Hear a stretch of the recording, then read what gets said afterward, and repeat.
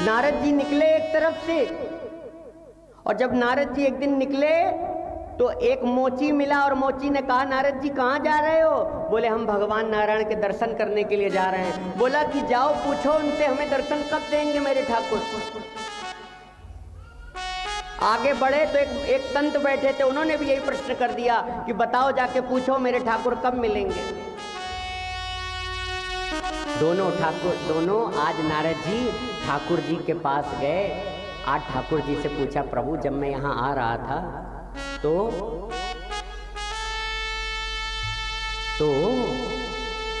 एक मोची मिला और एक संत मिले। दोनों का प्रश्न ये था कि आप कब मिलेंगे? तो भगवान ने कह दिया, जाओ दोनों से कह दो जाके जितने पीपल के पत्ते हैं इतने जन्मों बाद हम दोनों को दर्शन देंगे। ध्यान से सुनना। आज आए नारद जी, सबसे पहले संत से मिले और संत ने पूछा, महात्मा आपसे पूछा था भगवान हमको कब दर्शन देंगे? तो उन्होंने कहा, प्रभु ने कहा है कि जितने जन्मों बाद, जितने इस पीपल के पत्ते में वृक्ष हैं, पत्तियां हैं, उतने जन्मों बाद हम तुमको मिलेंगे।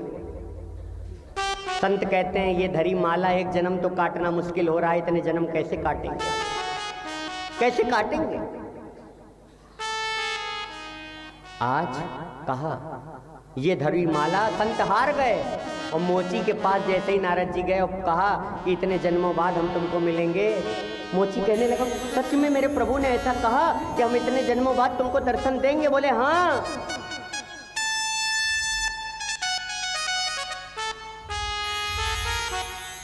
इतने जन्मों बाद हम तुमको दर्शन देंगे। बोले अच्छा।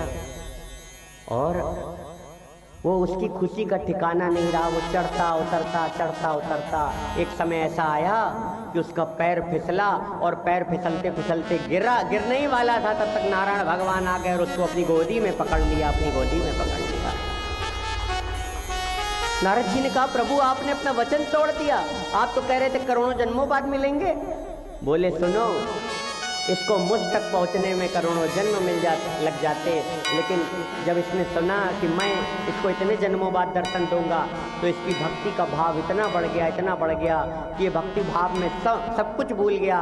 इसकी भक्ति का लेवल सबसे ऊपर पहुंच गया और इसने मुझे यहाँ पर आने के लिए विवश कर दिया, इसलिए मैं यहाँ पर आ गया।